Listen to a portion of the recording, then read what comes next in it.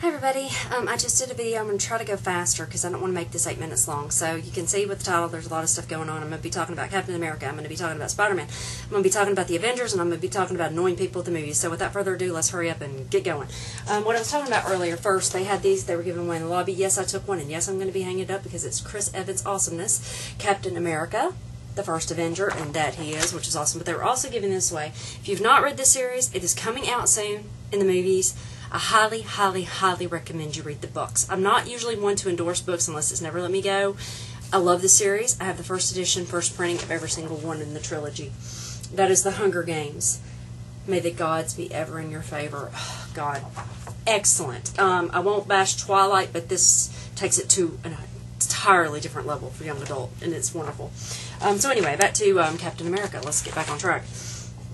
When I sat down to watch Captain America, and I'll get into the review in a second, I want to talk first about Spider-Man.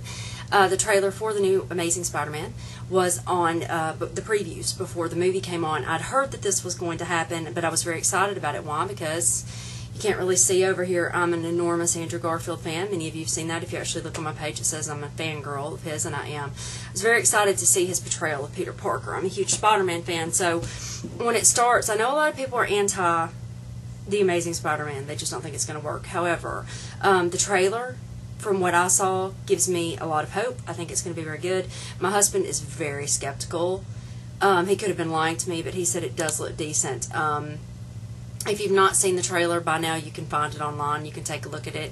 I think Andrew's the perfect mixture of geeky and resilient and just brilliant to play Peter Parker. If you've ever seen him in Boy A, or in Red Riding Trilogy, and I'm sorry, it's my dryer, then you'll know exactly what I'm talking about. So love that. Love, love, love, love, love. And I have high expectations and high hopes for Amazing Spider-Man, and I cannot wait to see it. So anyway, back to the movie that is the review, Captain America. For those of you who don't know much about Captain America, it's about a young man, Steve Rogers. He's, oh, sorry, window, excuse me.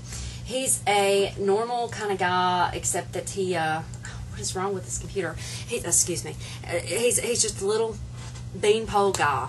You know, nothing going on in his life. 5 feet 90 pounds. He wants to join in the war efforts against Nazis. It's World War II, Hitler, whatnot, and the Red Skull. Which, if you read, I'm not going to go too deeply in that in case you don't read the comics. But he wants to combat what's going on, but he can't. They won't take him. He's a liability. He's 90 pounds. He's asthmatic and whatnot.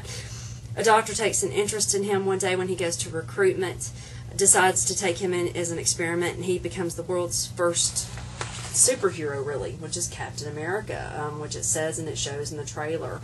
I know, for me, I was kind of concerned because although it translates very well to comic form, I didn't know how well they were going to be able to convey it in movie form. As a matter of fact, I was kind of embarrassed for Chris Evans when I saw some of the first photographs from it, because let's face it, this is a new age, a new era, and some costumes don't work. I'm pleased to say that it does work. It works very well. The humor in the film is fantastic. There were a couple of spots that seemed a little bit slow, but you know, there's a lot of material to go over, and you really need to have it make sense, so it's worth investing the time.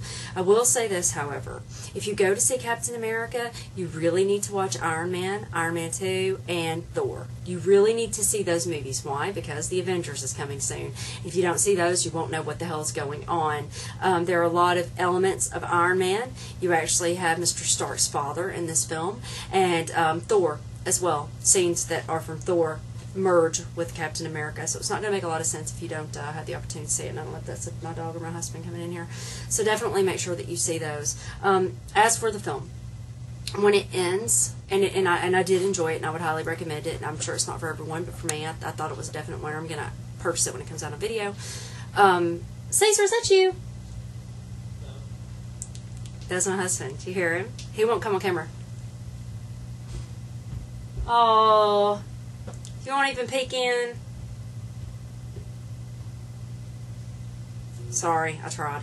But I highly recommend you see those films because it all ties in. But when the film ends, and I did love it, you need to make sure that you stay, because after the credits there is a cutscene. And I would not recommend watching the cutscene at all online before you see the film, because it will ruin what happens, the events in the film. There's a cutscene, and directly after, there is a trailer for the Avengers 2012.